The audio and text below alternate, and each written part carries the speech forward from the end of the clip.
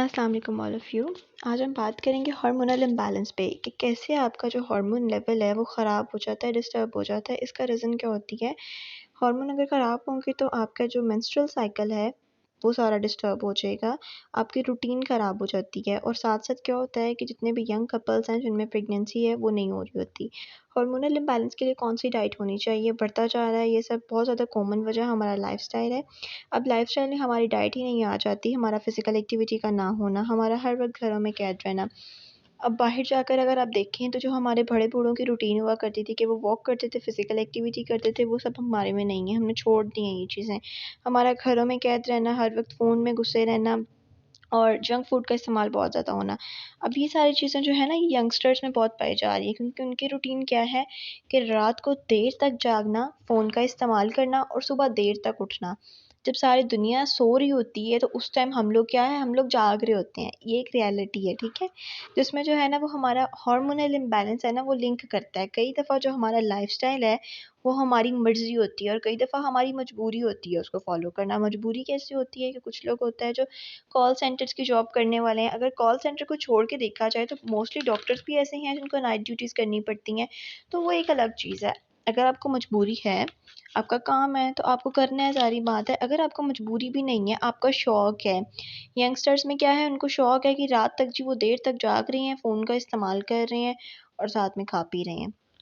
चलिए, अब हम बात करते हैं हार्मोन तो हो गए हैं जो डिस्टर्ब। अब कौन-सी डाइट करें जिससे कि इसको सेट भी तो करना है ना, ख़राब होती जाएगी तो एक चीज़ तो वो बढ़ता जाएगा काम। अगर डाइट की बात करें तो आपको green vegetables, green leafy vegetables जो होती हैं उनका इस्तेमाल बहुत ज़्यादा करना चाहिए, ठीक है? अगर आपको हाइपरथायरॉइडिज़म है तो आप ना करें, जिनको पीसीओज़ है या पीसीओडीज़ वग़ैरह का मसला है वो कर सकते हैं ग्रीनी वेजिटेबल्स का इस्तेमाल। सब्जियों का इस्तेमाल ज़्यादा हार्मोनल इम्बैलेंस के लिए अच्छा है। अब आप किसी डॉक्टर के पास जाएँगे, सबसे पहले तो वो बताएगा जी आपका हार्मोन जो है वो लेवल जो है वो डिस्टर्ब हो चुका है। वो आपको मेडिसिन्स रिकमेंड करेंगे या वो ये कहते हैं कि अपनी डाइट अच्छी करें या न्यूट्रिशनिस्ट के पास जाएँ। हेल्दी लाइफ़स्टाइल का आपका जो हार्मोनल इम्बैलेंस है ना, अगर आप हेल्दी लाइफ़स्टाइल फ़ॉलो करोगे तो वो बिल्कुल सेट हो जाएगा, कोई मसला नहीं है। ऑरेंजेस हैं, विटामिन सी है, फ्रूट्स वेजिटेबल्स हैं, प्लांट बेस्ड प्रोटीन्स होती है जिस तरह के दालें, लोबिया, गोश्त का इस्तेमाल भी आपने लाज़मी करना है हफ़्ते में 3 से 4 बार। मीट, फ़िश हफ़्ते में 2 दफ़ा फ़िश लाज़मी आपने खानी है, ठीक है? विद स्किन और without skin, 1 time with skin fish and 1 time without skin.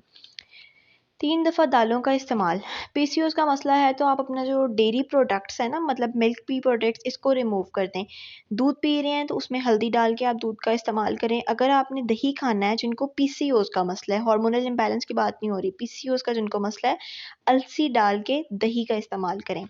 Calcium के लिए अल्टरनेटिव सोर्स है, सप्लीमेंट्स आ रहे हैं जिनको पीसीओएस का मसला है, जिनको हार्मोनल इम्बैलेंस का मसला है वो डायरेक्टली कैल्शियम सोर्स ले सकते हैं मिल्क वगैरह, मिल्क, दूध, दही। लेकिन जिनको पीसीओएस का प्रॉब्लम है वो अल्टरनेटिव सप्लीमेंट्स का इस्तेमाल करें। अब हाइपरथायरॉइडिज़्म है जिनको, वो दही प्रोबायोटिक दूध है उसको उनको फ़ायदा नहीं देगा। उनको नट्स जो हैं वो हार्मोनल इम्बैलेंसेस के लिए अच्छे होते हैं कि एक मुट्ठी नट्स जो हैं वो ज़रूर ऐड करें क्योंकि ज़िंक होता है इनमें, ठीक है? एक मुट्ठी का मतलब एक मुट्ठी है। अब कार्ब्स की बात करें तो चावल का इस्तेमाल जो है ना वो 10 टू 12 टेबलस्पून एक मील में, ठीक है? अब जो व्हाइट आटा है उसका इस्तेमाल ना करें कि जितनी भी व्हाइट चीज़ें हैं ना इनसे खुद को ख़त्म कर दें। टॉफ़ीज़ हैं, च्युइंगम्स हैं, जितने भी रिफ़ाइंड कार्ब्स हैं ना, बिस्किट निकाल दें, बेकरी की प्रोडक्ट्स निकाल दें आप लोग। बेकरी में ये जो बिस्किट्स आ जाते हैं, सुबह के नाश्ते में जो आपकी रूटीन है, इसको ख़त्म कर दें बेकरी प्रोडक्ट्स को। हार्मोनल से रिलेटेड जितने भी अब डिज़ीज़ेज़ हैं, वो इन्हीं चीज़ों से ज़्यादा कॉज़ होती हैं और जो पैकेट की चीज़ें हैं, वो आपके हार्मोन्स के लेवल को ख़राब करेंगी। तो ये तो थी जो हमारी डाइट जो हमने फ़ॉलो करनी है। अब इसमें कुछ मेडिसिन्स भी हैं जो आपके हार्मोनल लेवल को सेट करने के लिए हैं, वो भी इंशाल्लाह नेक्स्ट वीडियो में रिकमेंड करेंगे। लेकिन उसके बाद जो नेक्स्ट वीडियो है बनानी मैंने, वो है मेरी पीसीओएस पे और पीसीओडीज़ पे कि किस तरह से आपको पीसीओएस क्या होता है और पीसीओडी क्या होता है और कैसे आप अपने आप को इससे बचा सकते हैं।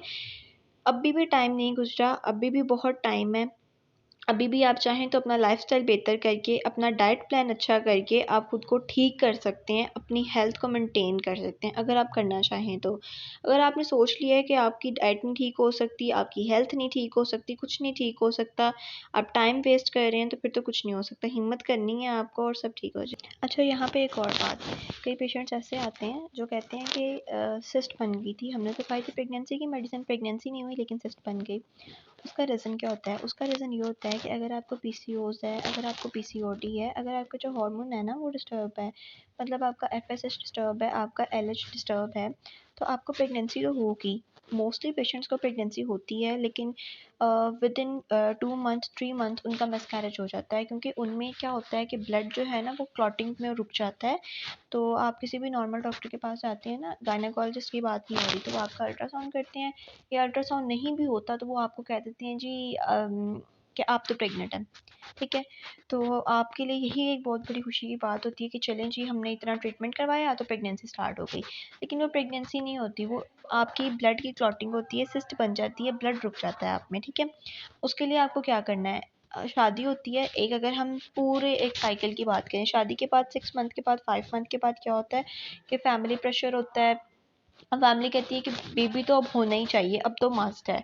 तो जो फीमेल्स होती हैं, यंग लड़कियां होती हैं, वो डॉक्टर्स के पास जाना शुरू कर देती हैं। और सबसे बड़ी चीज़, हम लोगों को हमारे माशरे में अवेयरनेस नहीं है कि हमें किसके पास जाना है, किस डॉक्टर के पास जाना है और किस डॉक्टर के पास नहीं जाना। जब आपको अवेयरनेस नहीं होती, जब आपको पता नहीं होता कि आपने अपनी हेल्थ को कैसे लेके चलना है, आपने किस बंदे के पास जाना है, किस टाइप आपने डॉक्टर के पास जाना है जो आपको अच्छे से डील कर सके, तो इसके लिए बेस्ट रिकमेंडेशन यही है कि आप एक अच्छी गायनाकोलॉजिस्ट के पास जाएं।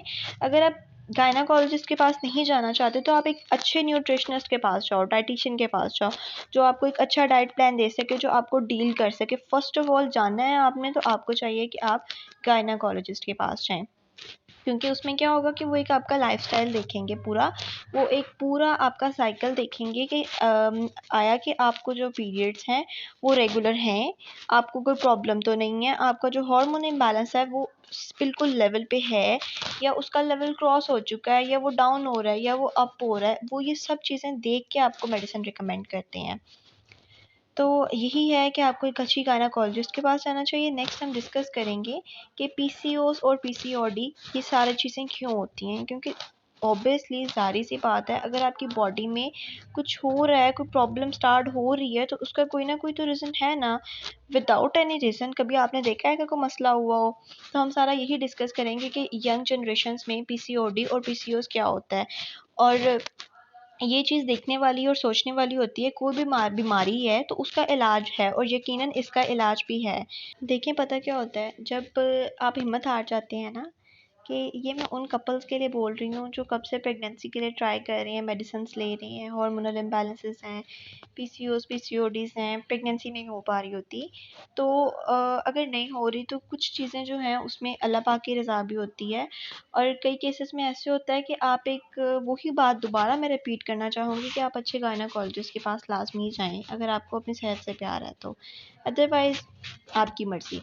तो ठीक सब हो जाता है, बस आपको हिम्मत करनी है और आपको अपना ट्रीटमेंट अच्छी जगह से करवाना है। And thank you so much. Allah हाफ़िज़।